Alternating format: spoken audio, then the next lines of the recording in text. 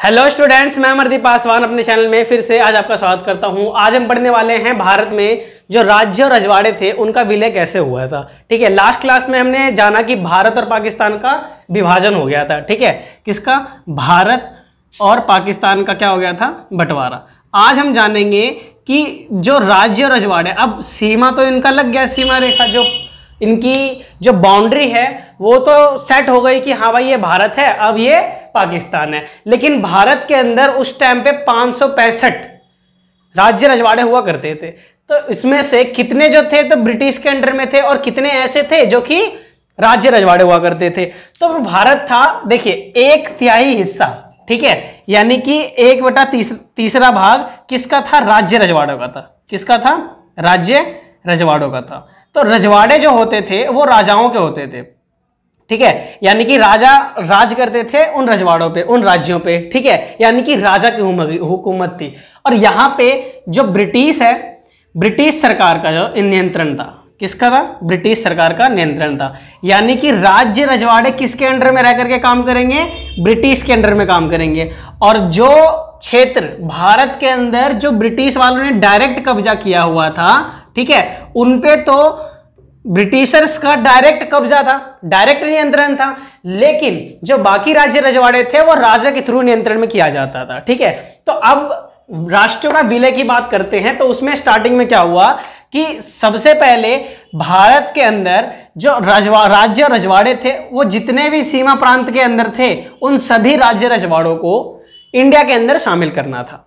ठीक है, अब ब्रिटिश हुकूमत क्या करती थी कि इसने क्या कहा कि जब 1947 15 अगस्त को, ठीक है, 15 अगस्त को जब हम भारत छोड़ करके अपने घर जाएंगे, यानी कि ब्रिटेन जाएंगे, ब्रिटिश जाएंगे, तब भारत के साथ साथ जो राज्य रजवाड़े होते हैं, ठीक है, जो राज्य रजवाड़े होते हैं ये भी क्या हो जाएंगे? ये भी आजाद हो जाएंगे। क्या हो जाएंगे? आजाद हो जाएंगे। ठीक है, तो ये बात तो इन्होंने कह दी कि भाई ऐसा है, अब तो तुम आजाद रह सकते हो। लेकिन समस्या देखो क्या थी, विलय की समस्या देखिए।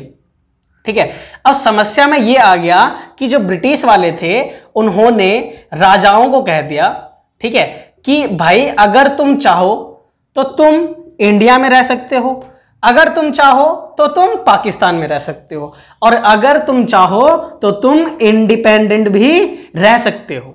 इंडिपेंडेंट भी रह सकते हो, स्वतंत्र भी रह सकते हो, तुम आजाद भी रह सकते हो। ये थी सबसे बड़ी समस्या हमारे इंडिया वालों के पास। तो अब एक बात बताओ, अब अंग्रेज जो हैं वो फूट डालो और राज करो, उनकी तो शुरू से यही नीति रही है। तो इन्होंने ये जो नीति अपना दी, अब कौन राजा है जो कि नहीं चाहेगा कि वो अलग रहे? किसी के साथ रहना थोड़ी ना चाहेगा, क्योंकि उसके बाद धन संपत्ति तो भाई ऑलरेडी है ही है। समझ आ रही है बात? तो राजाओं ने, अब देखो, अब इन्होंने जो भाषण दिया कि अलग रह सकते हो पाकिस्तान और हिंदुस्तान में, इस बात का फैसला लेने के लिए ना प्रजा पर निर्भर नहीं थी राजा। राजा अपने मर्जी से फैसले ले सकता है कि हाँ भाई हम अलग रहेंगे। समझ आ गई बात? तो ये तो थी सबसे बड़ी समस्या, और इन्हीं समस्याओं के साथ जूझना। ठीक है, यानी कि भारत को किस तरीके से वो एकता के सूत्र में बांधेगा। आखिर जब इतने बड़े जो रियासत वाले जो लोग हैं, ठीक है, और जैसे ही इन्होंने फैसला किया था ना कि या तो इंडिया में या तो पाकिस्तान में या तो फिर स्वतंत्र रह सकता है, उसी टाइम पे जो त्रावणकोर राज्य था, ठीक है, जो त्रावणकोर राज्य था, इसने तुरंत ही घोषणा कर दिया कि भाई हम आजाद है, ना हम इंडिया में है ना हम पाकिस्तान में। ठीक है, मतलब इतनी जल्दी कि बस उसको बस ये सुनना बाकी था कि तुम स्वतंत्र रह सकते हो, उसने तुरंत ही क्या कह दिया कि चलो भाई अब तो हम आजाद होंगे। ठीक है, तो अभी देखिए क्या होता है। अब यहां पे भारत सरकार का नजरिया क्या रहा? ठीक है, भारत सरकार ने क्या किया जो कि एक भारत होकर के एकता के सूत्र में बांधा, यानी कि एक भारत होकर के आगे बढ़ा और एकता के सूत्र में बांधा।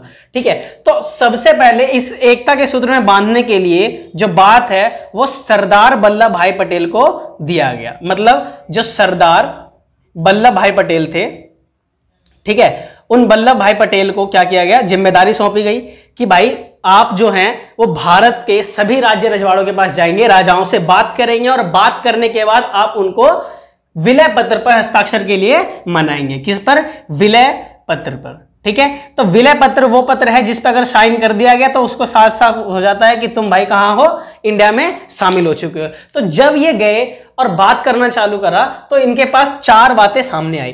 पहली बात तो ये आई सामने इनके पास कि भाई जो राज्य रजवाड़े हैं ना, कितने जो रजवाड़े थे और कितने जो राज्य हैं वो अपने आप ही भारतीय संघ में शामिल होना चाहते हैं, भारतीय संघ में शामिल होना चाहते हैं। लेकिन कितने ऐसे राज्य हैं जो चाहते हैं कि उनको क्या मिले, स्वायत्तता मिले। क्या मिले, स्वायत्तता मिले। और कितने ऐसे राज्य थे जहां पे राजा तो नहीं आना चाहता था लेकिन प्रजा आना चाहती थी, यानी कि कितने ऐसे राज्य और रजवाड़ा था यानी कि किंगडम था, ठीक है। तो वो राजा नहीं आना चाहता था लेकिन प्रजा आना चाहती थी, तो दोनों में तो लड़ाई होगी ना।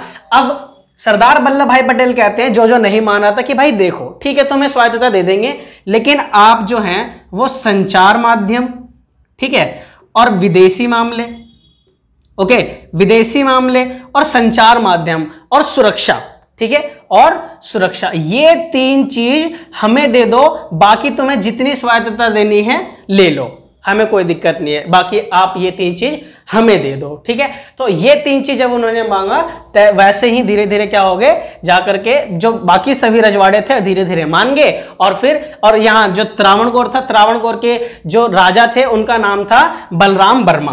कौन थे, बलराम वर्मा। इनका स्क्रीन पे फोटो आ रही है, देख लो।